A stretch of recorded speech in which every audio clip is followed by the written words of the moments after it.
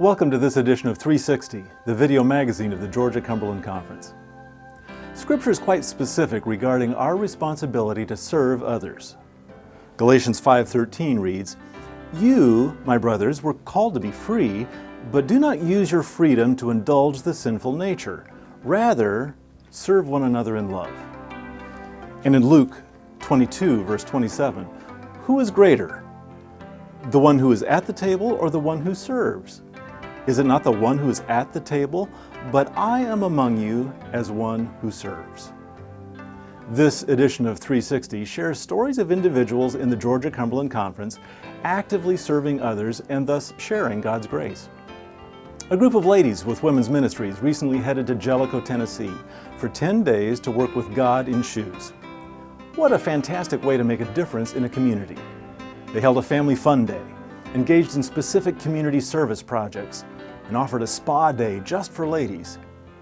This video also highlights a story about a gardener in the Atlanta area who is growing produce and God's kingdom, reaching out to others with the good news of Jesus. He's using his talents to serve God. I pray that we are all using our gifts to serve others and in our own way administer the grace of God.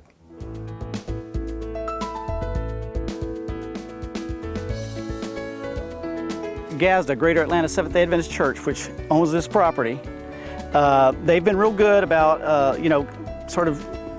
venturing into something that's sort of unknown to them. When I saw the amount of land, and the 7 acres of land, I decided, well, what can we do to utilize part of this land in helping not only to supply our members with something healthy, but also the neighborhood. We're in Atlanta here. We got a lot of young urban professionals and everything like that. They've got money and they want to eat good, and they'll pay good money for this stuff. If I have a goal, it's to kind of show Adventists that, hey, the soil it comes from matters, and you can't do this type of farming on a big scale. It takes too much work. Fruits, grains, nuts, and vegetables are only as good as the ground it came from. But biologically friendly farming would have to be the right hand of the right arm of the gospel.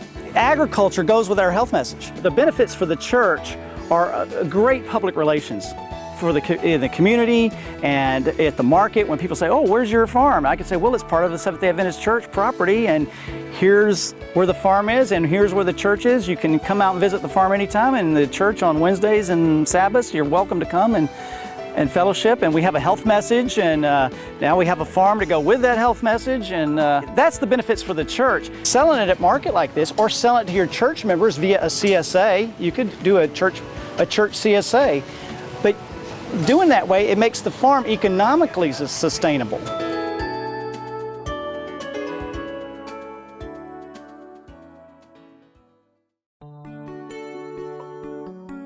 God in Shoes is a women's ministries outreach. It's just where women from the whole conference get together, and they usually choose a place to go for a week, a poor community. That's what we've been doing this week. We worked on a lady's house, and we cleaned apartments for elderly and mentally disabled, and we took food to needy people. Here in this area, they just really have bug problems, and we've just been really cleaning a lot and just doing a little bit of repair work.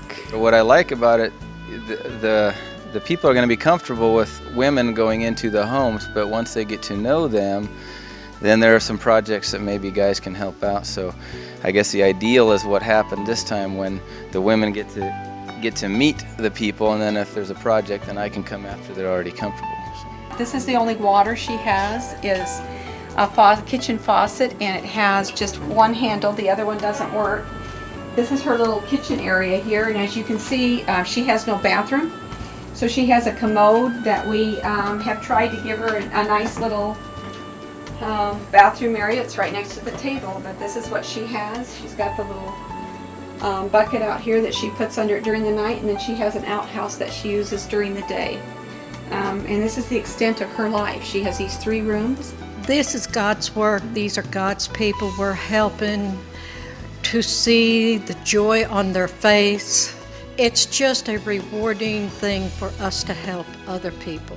Every year we end it with a spa day, and on that day it is a special day for women to come away from taking care of the family, from working, and just be pampered by us. You know, it's one thing to go up to women and hand them a tract and say, here, you need to read this.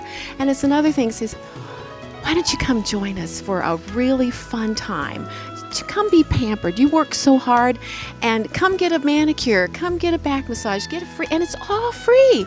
You know, I mean, who doesn't respond to that? I think God and Choose is a great plan. I think that it gives people a chance to be missionaries in their own neighborhood. And while I support missions abroad, I think that it's just like in the Bible where it says first to go to the people at home, and then the last place it said was into the whole world. So I think that lots of times we go to the whole world and miss home.